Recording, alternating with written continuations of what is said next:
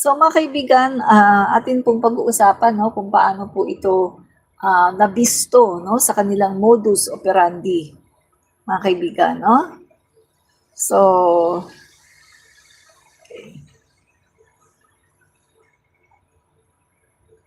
okay, sandali guys ha.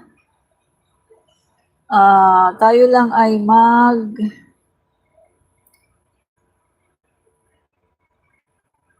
mag-share lang tayo. Yan. Share lang natin yung ating video sa ating newsfeed at saka sa ating newsfeed at sa ating group. Kape tayo. Sarap talaga ng black coffee, oh. Black coffee, sarap. Mas gusto ko itong ganito guys, black coffee kaysa mga 3-in-1, no? Yung 3-in-1 kasi nakakaano ng tiyan yun eh. Magkaano yung tiyan mo, yung ang tawag doon yung mahapdi, no? Hahapdi yung tiyan mo guys. Pag palagi kang nagti-3-in-1, hahapdi yung tiyan mo. Kaya magiging acidic ka. So maganda po ito, black coffee. Yan. Kaya kayo mag-black coffee na rin kayo, no? Mga kaibigan. Sarap talaga ng black coffee.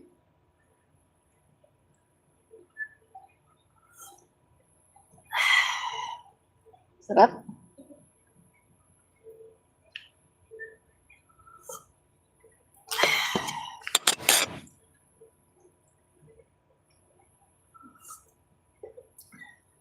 Black coffee, guys.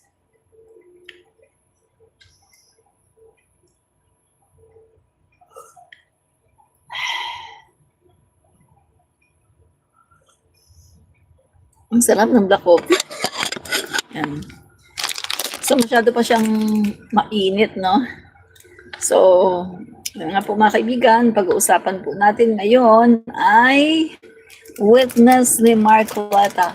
Bestado na booking, mga kaibigan, ang kanilang maitim na balak.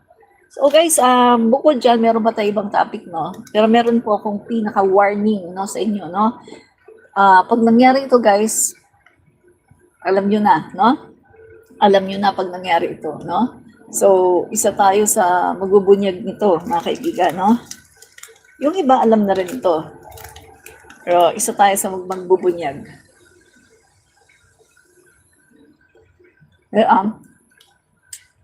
Kain lang ako ng isa. Coffee, tapos ito.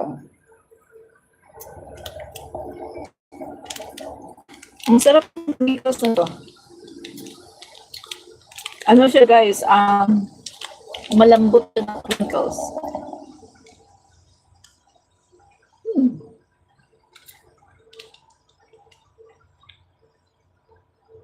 Ang sarap.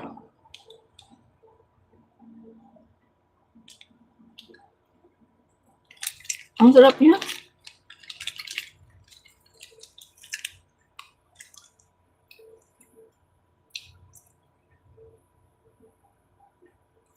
Ang sarap guys.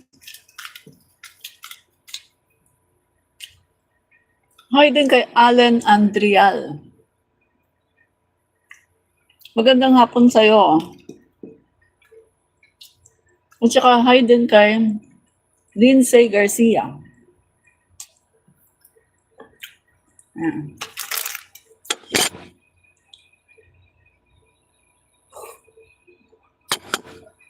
Okay po ba yung ating ating audio? Okay pong audio natin, wala pong problem.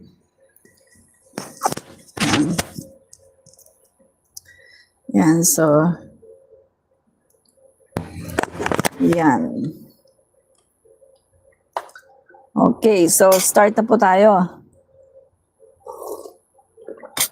So ito na nga mga kaibigan, no? Ito pong witness si Marcoleta ay nabuking. Nabuking po, no? Wilfredo Bose, ma'am, sabik na akong marinig ang mga witness ni Marcoleta. Yes po, no? Ang witness po ni Marcoleta ay nabuking, mga kaibigan. As in, booking na booking. Hindi ko alam, mga kaibigan, no, kung ito ay makakabawi pa o makakaahon pa ito, no? Unang-una mga kaibigan, dinisown po siya ng lawyer. Yung lawyer po na nakatatak po, no, sa kanyang affidavit. Ang sabi po ng lawyer ay hindi siya nag-notarize noon. Tinamper daw yung kanyang signature, tinamper daw yung kanyang seal, no? So, yung kanyang seal. So, hindi daw siya ang nag-notarize niyan. So, pinapatake daw ng lawyer yung post ng ABS-CBN dahil hindi daw siya ang nag-notarize ng affidavit ng witness ni Marcoleta, si Orly, no? Orly. So, bukod pa dyan mga kaibigan, no? Meron pong mga lumabas, mga kaibigan, na maraming mga video na habang ongoing po yung pagtatanong dito kay Orly, meron pong matanda sa likod ni Senator Erwin Tulfo na palagi pong nagko-coach, nagsisignal at kung ano-anong mga gesture na tinuturuan po ang witness ni Marcoleta, no, na booking po. Katulad po nito mga kaibigan, isa lang po ito ha, may papakita pa ako sa inyo. Tingnan nyo ha. Kinukontak ko, di ba sila makontak? Hindi yung pala lumabas dito. Bakit? Ito tong. Sa kanila nalalabas ka dito at mag-testify ka? No, Your Honor. Kung paano nila na sabi mo na ayaw ka na po Sandali. maglalahad ka rito. Sandali Your Honor, wala na. Ano mo nalaman na hindi ka... Ikwento ko muna sa inyo saglit tapos ako panood. Dito tinanong siya kung paano kung alam daw ba no na siya ay pupunta dito at mag-witness. Tapos mga kaibigan, itong matandang ito naka-blue na naka-jacket na black, tinuruan no, nagsabi po. Gumaganon siya na ibig sabihin daw na gumaganon pala siya, ibig sabihin daw na no. Tingnan niyo ha. Hindi ka kinukontak, di ba sila makontak? Hindi yung pala lumabas dito. Bakit? Kwento mo sa kanila nalalabas ka Tingnan niyo yung matanda. Testify ka? No, Your Honor. Kung paano nila di ba? sabi mo na Gumanon siya. Tapos saka sumagot yung Orly na no, Your Honor. Di ba? Pangalawa guys, meron pa. Ito pa. Ito naman. Ito naman yung nakita niyo na siguro to, no? Sumenyas na naman yung matanda at sumenyas siya ng 3, ibig sabihin 3, no? At saka nagsalita ngayon yung si Orly na 3 beses daw. So may taga-coaching po may taga-coaching po dito kay Orly, no? So tingnan po natin. Yan. So halatang-halata mga kaibigan na meron pong nagko-coach sa kanya. Yan. So ayan guys, no? Yan natin. Dami kong post, no? Dali. Ito tayo sa para makita nyo yung nagko-coach. Okay. Yan.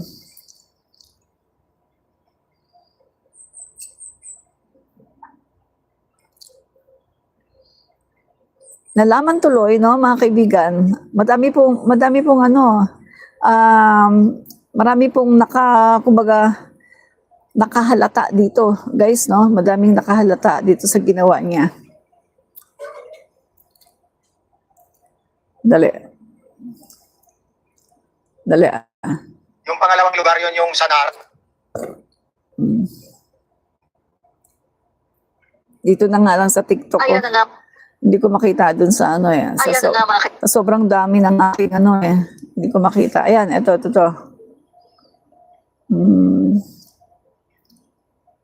Scripted. Ito yan.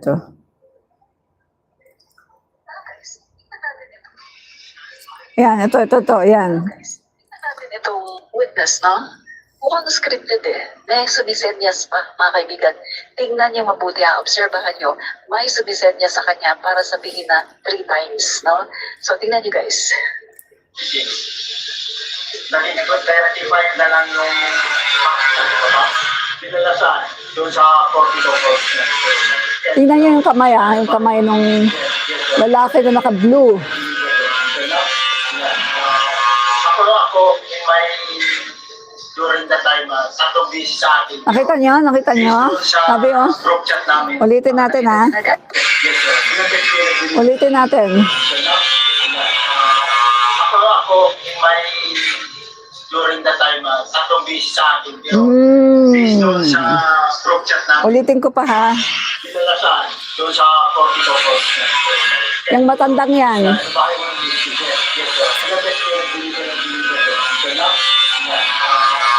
Ako, may during the time, tatlong busy sa akin. Pero based doon sa O, di ba? Kita nyo, oh. Saka siya nagsabi na 3 beses.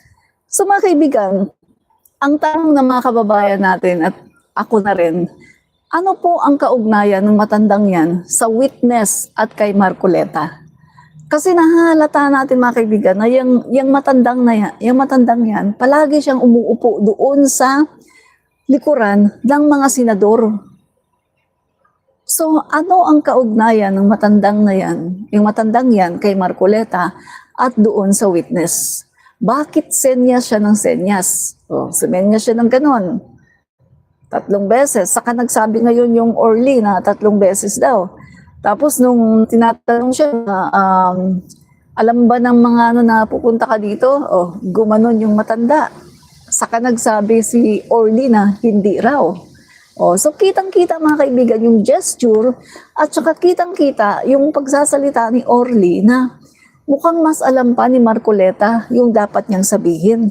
Na sabi ko nga mga kaibigan no, sa aking mga post na kung ako ay magte-testify at magkakaroon ng affidavit, alam ko yung sasabihin ko. Kahit na tulog, no? Kahit na tulog ako, alam kong sasabihin ko at hindi na ako kailangang i-coach. Dito mga kaibigan, ang ginawa ni Marcoleta ay pinaalala pa sa kanya, nakalimutan mo, basahin mo yung page, basahin mo yung paragraph 20. Alam na alam ni Marcoleta, samantalang yung si Orly, hindi niya alam. At ang sabi pa ni Orly, naputol.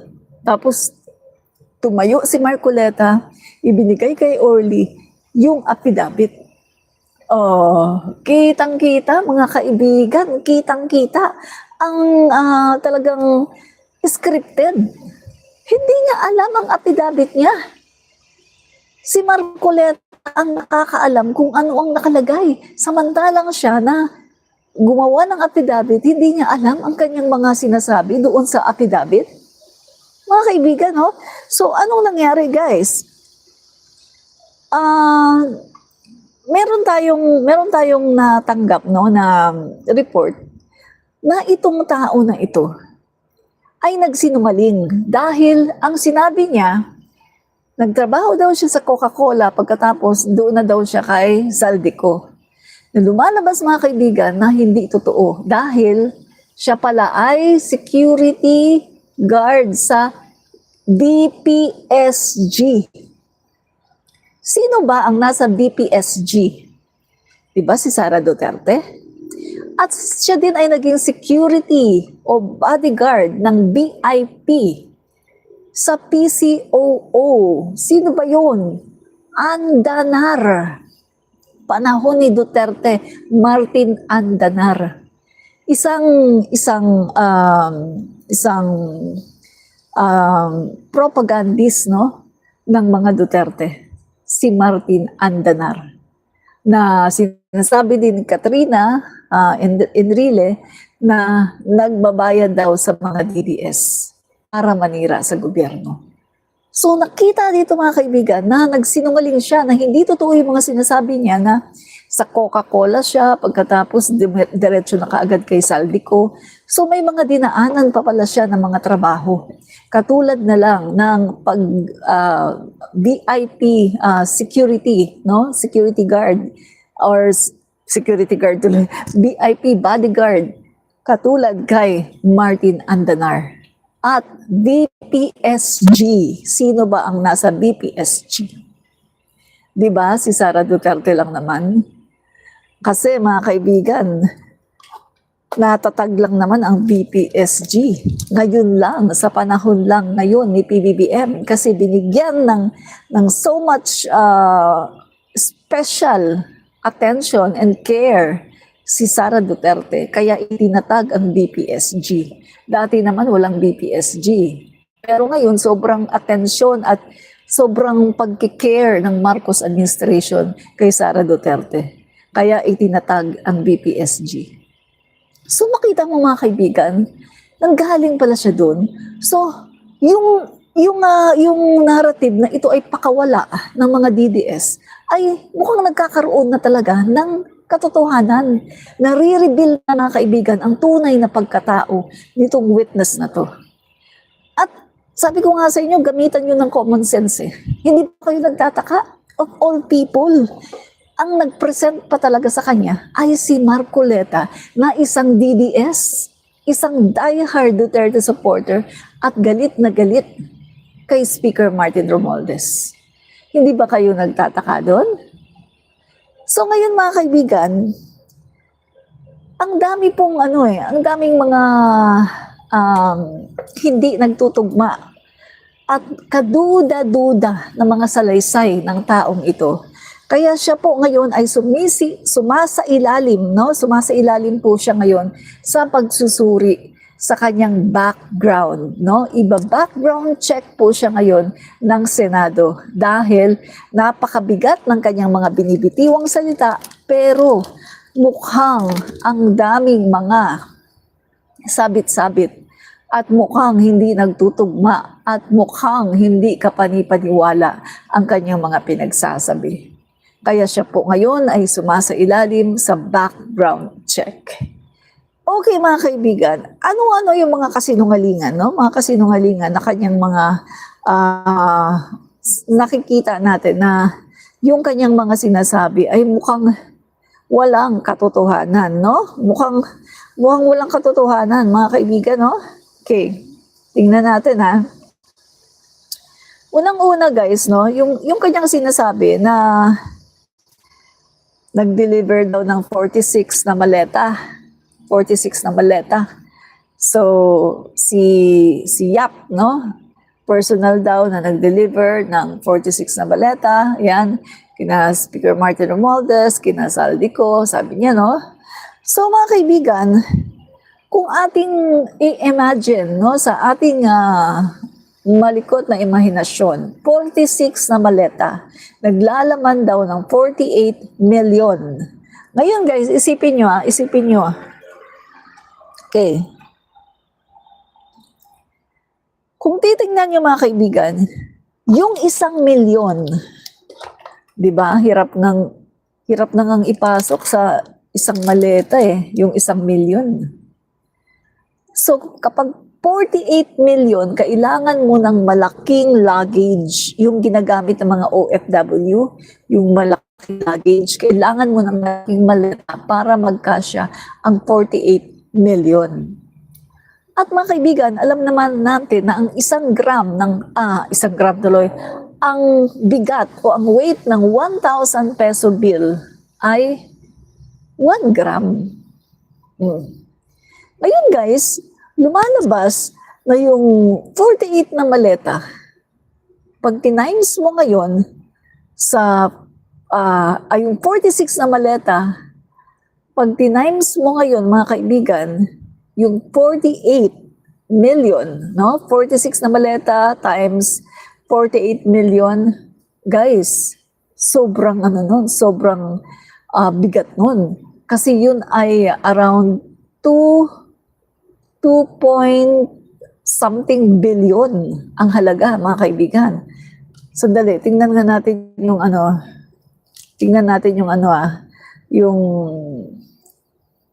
yun mga kaibigan sandali Okay, meron ditong magandang computation, no? So, tingnan nyo ha.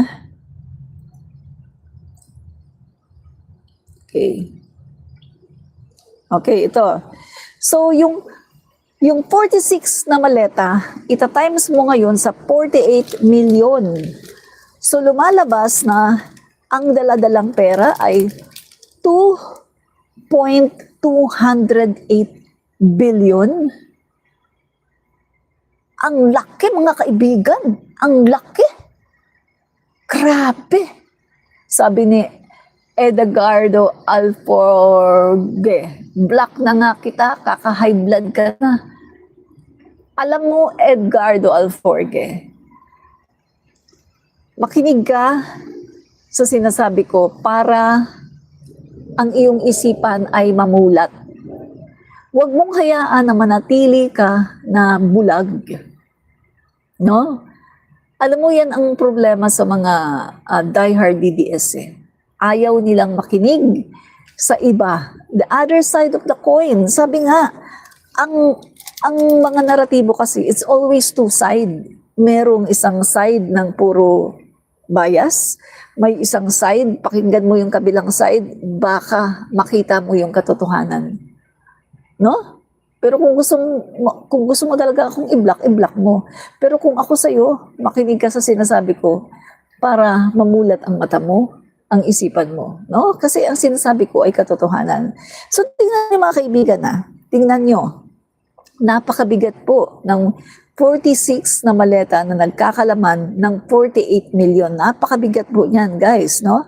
So kung atin pong ita times, no? 48 million times 46 suitcases. So lumalabas po na merong 2.208 billion pesos na i-deliver daw kay Speaker Martin. 2 to 3 times a week. Nakakapaniwala ba? Hindi. Hindi nakakapaniwala. 2 to 3 times a week, magdi-deliver ka ng 2.208 billion. Tanga lang ang maniniwala dyan. Unang-una sa lahat, sa tingin mo ba kung 3 times a week kang kukuha ng ganyang kalaking halaga sa bangko, sa tingin mo ba hindi ka susuriin ng bangko? Uy, grabe na yan. 2 to 3 times. Guys, sabi ko nga sa inyo, di ba, meron tayong limit. Hindi tayo pwedeng unlimited sa pag-withdraw. Tatanungin ka na ng amlak, saan mo yan dadalhin? Kaya dito pa lang mga kaibigan, hindi nakapanipaniwala yung sinasabi ng witness na to ni Marcoleta. Tapos mga kaibigan, so, bawat each 1,000 bill, nagkakahalaga ng 1 gram. So mga kaibigan, kung titingnan natin sa bill pa lang ito umaabot na siya ng 2.2 tons, mga kaibigan, no? Sa bill pa lang yan, mga kaibigan, yung pera pa lang, nagkakahalaga na, ay bumibigat na siya ng 2.2 tons, no? Yung pera pa lang, mga kaibigan. E paano kung pati suitcases, ilang kilogram ba ang isang suitcases? Isang suitcase, ilang kilogram? Ang isang suitcase na malaki ay nag-weigh ng 4 kilogram.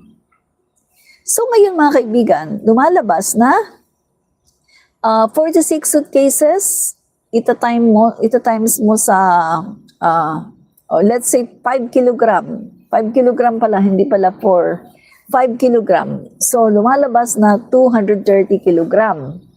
So, i-add mo ngayon ito, yung 46 suitcases, i-add mo ngayon yan, pati yung pera na laman, i-add mo ngayon yan. So, bibilisan na natin kasi madami to So, lumalabas na mga kaibigan na yung bigat noon, lahat-lahat, kasama na yung pera, kasama na yung suitcases, ito ay nagbibigat sa 2.44 metric tons. As heavy as a loaded truck. Napakabigat mga kaibigan. So ibig sabihin, kapag ganito kabigat, 2.44 metric tons of cash, kapag ganyan mga kaibigan ang dadalhin mong cash, kailangan mo ng maraming sasakyan at kailangan mo ng maraming tao na magbubuhat. Hindi pwedeng 3 lang. Maraming tao yan. Kasi biruin mo, 2.44 tons. Ganon kabigat. So mga kaibigan, eto pa. lumalabas, mga kaibigan, na itong 46 na suitcases na naglalaman ng 48 million na pera, hindi ito kakasya sa isang van. So, kailangan at least 3 van na walang lamang tao. Yung talagang yung suitcases lang, walang taong laman. Kasi kapag may taong laman, hindi kakasya. So, 3 van, no, na malaki, kasya yung 46 na suitcases. Pero talagang talagang suitcase lang ang laman, no? Suitcases lang ang laman, walang nakasakay na tao para talagang siya'y magkasya. Tapos, mga kaibigan, bawat isang suitcase, bibigat ito ng nasa 500 plus kilogram. Ibig sabihin, sobra sa isang sako. Kasi isang sako, di ba, 50 kilogram. Ang kalahating po, 25. So, ito mga kaibigan, pumapatak na yung isang suitcase lang ay nasa 50 plus or 53 kilogram. Sobra sa isang sako. So, pag ito ay inakyat mo sa van, meron kayong parang yung ibang tawag doon, nakalimutan ko yung tawag sa science, yung maglalagay ka ng parang flat na na ladder, no, para makadaan doon yung suitcase. Tapos pagbaba, kailangan ganun din gagawin mo kasi sobrang bigat, hindi pwedeng hand carry lang. At kailangan marami kayo. So entourage ito, 3 van, no? So malamang sa malamang mga kaibigan, kung may 3 van na ang nakasakay ay 46 na suitcases na naglalaman ng 48 million, malamang sa malamang, ito ay guarded ng mga security details. Kasi hindi yan pwedeng i-deliver sa bahay ng isang congressman na 3 tao lang, 4 na tao lang, 5 tao lang, tapos walang mga security.